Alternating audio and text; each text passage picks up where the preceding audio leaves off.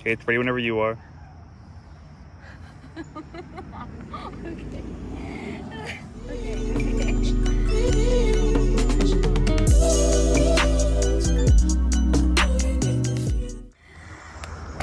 Hey guys, welcome back to another episode on Casey's RV Adventures. So, like usual, I do not remember what I recorded last, so I'm just gonna bring you in right now and show you everything. So look, what is new? You guys tell me. Everything is looking good, if you ask me. Everything is just about put together. I really don't remember. The kitchen countertop is looking great. It's in. We have a faucet. We have our stove. And then if you look to your left, my right, we have our fridge. It's in. We installed it. Sorry, I do not have any footage for that. But yes, we have a working fridge. Yeah, so that's cool. We got our fridge. It's working. That was a little bit of a thing, and Dylan could explain that a little bit later. So if you look here, we got trim all up. We obviously have to do a few touch-ups and things like that, but yeah. So we have this little thing that opens and closes for privacy.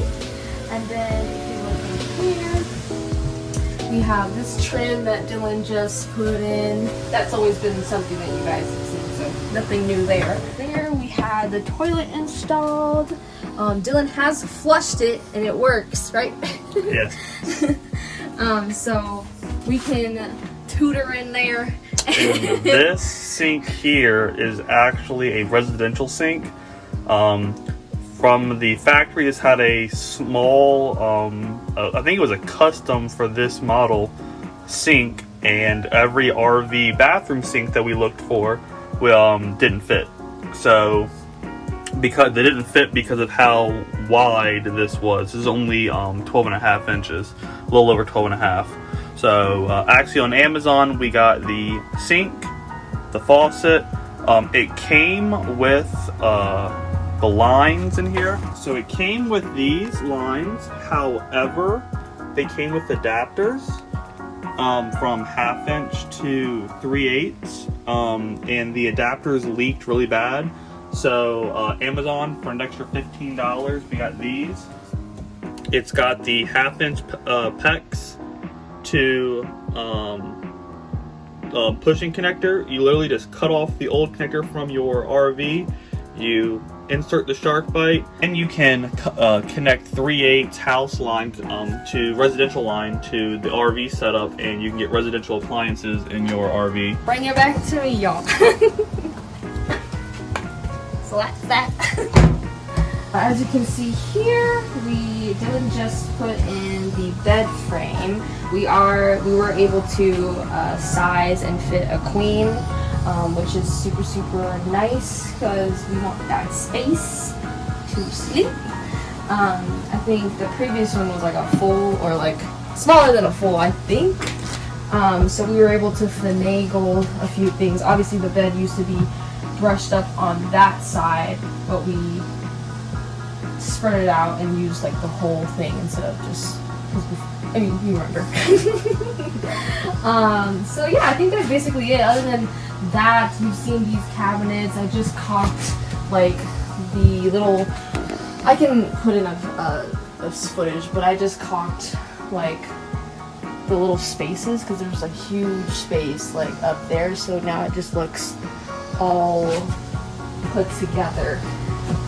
And then bring it back over here, Dylan. I'm like, we have this to finish too, which we'll probably get done today. And I think that's it. Anything else, Dylan? So what do we have left to do? Okay, so what we have left to do,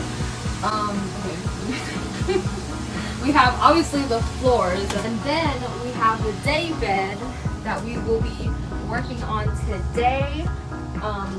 We're gonna figure out some measurements that we need and have something that pulls out into a full bed.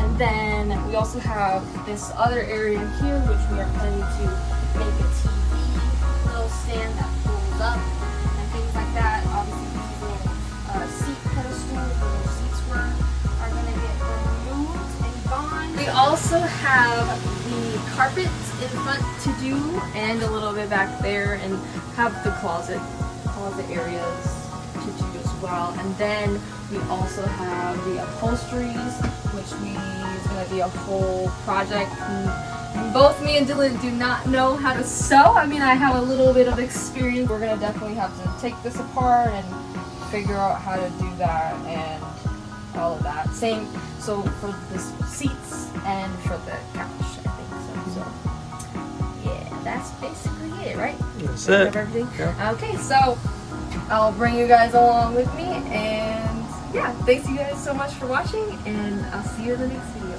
Bye!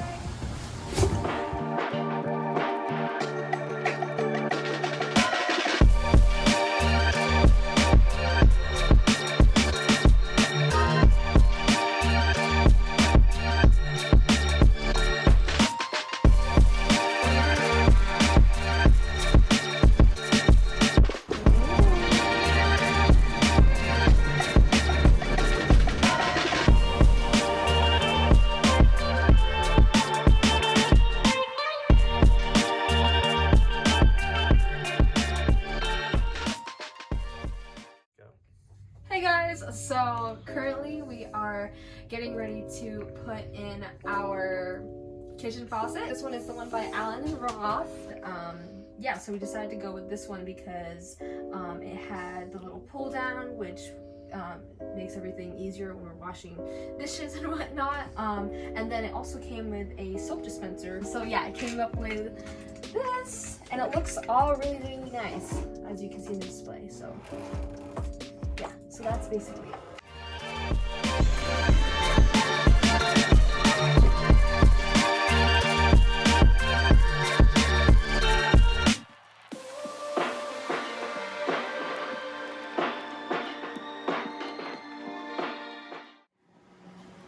All right, so this is our fridge. We have a 3-way fridge, so as you can see up here, we're currently running on alternating current, which is household current. We can also run off of our DC or deep cycle battery, or we can run off of propane. This check right here just tells us that our propane pilot light didn't light. But basically, when we got the RV, we were told and confirmed that this did not work, and that was true.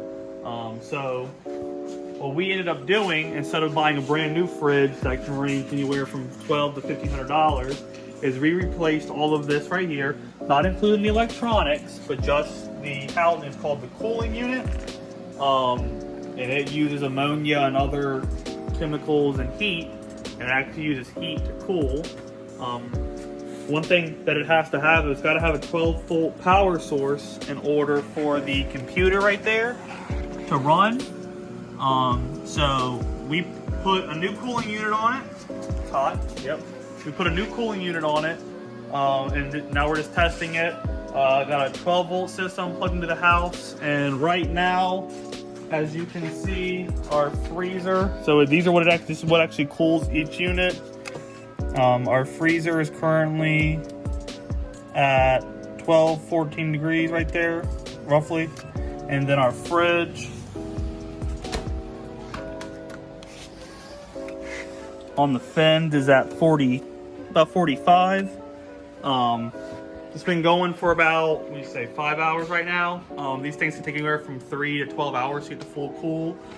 So I estimate about another 2 or 3 hours, and this thing should be at its cooling capacity. And if everything goes according to plan, hopefully next week we'll have this in the RV. But it's good to have a fridge.